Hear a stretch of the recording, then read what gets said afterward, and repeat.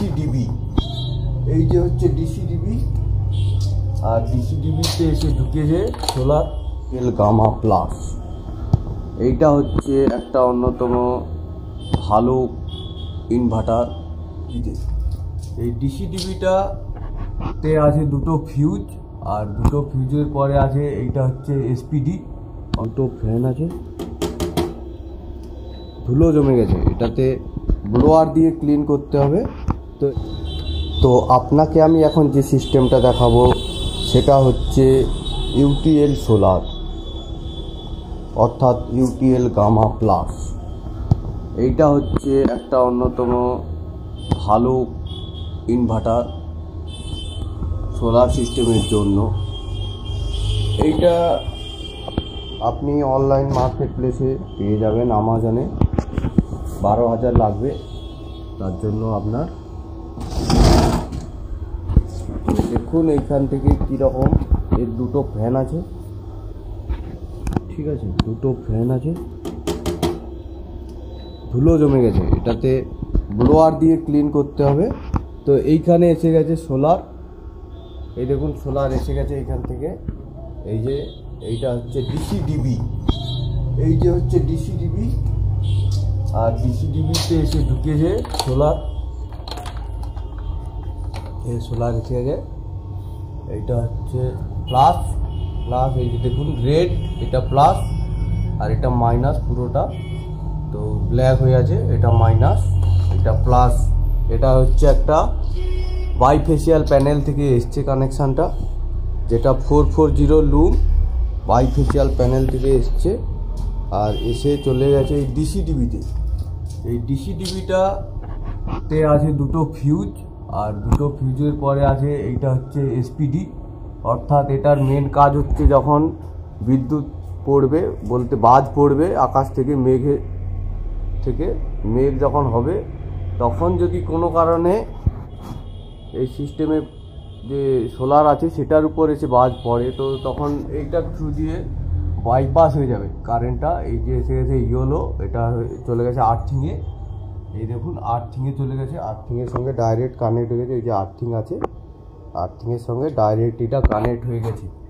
তো এইখান থেকে এই দুটো কানেকশান এইখানে এসছে, এই এসছে প্লাস, এই এসছে মাইনাস, এইখানে লেগেছে প্লাস আর মাইনাস। এখান থেকে চলে গেছে এই যে চিনটের, এটা হচ্ছে একটা ডিপি এমসিবি ডিসি, অর্থাৎ এইটা সোলার সিস্টেমের জন্য বা ব্যাটারিতে যে ডিসি থাকে সেইখানে কোনো যদি ডিসি ভোল্টেজের উপরে লাগে তো এইটা লাগবে। তো এইটার থেকে চলে এসছে ডাইরেক্ট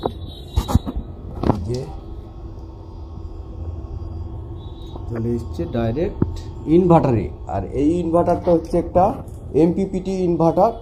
তো এইখানে এমপিপিটি চার্জ কন্ট্রোলার আছে প্লাস ইনভার্টার।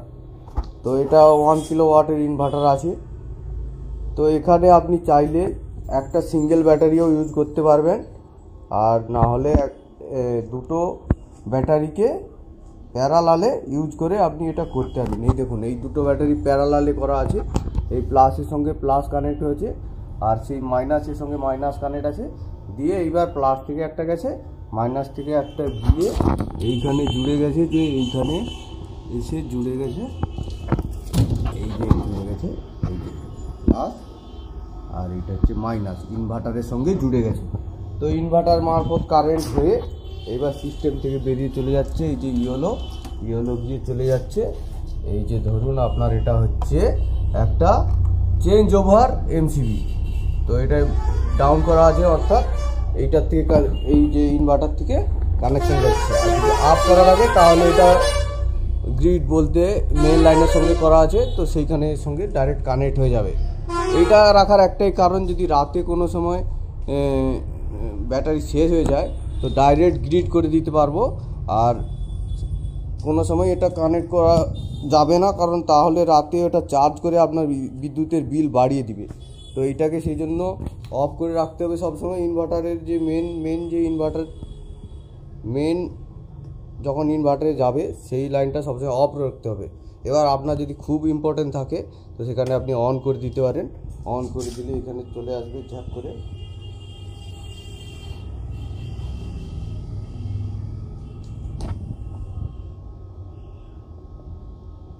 মেন্স অফ হয়ে আছে, এই দেখুন মেন্স এখানে অফ হয়ে আছে, বলতে এখনও ব্যাটারিতে অনেক চার্জ আছে। যখন ব্যাটারি ডাউন হয়ে যাবে একটু, তখন এইটা অটোমেটিক্যালি নিয়ে নেবে যদি সুইচ দেওয়া থাকে।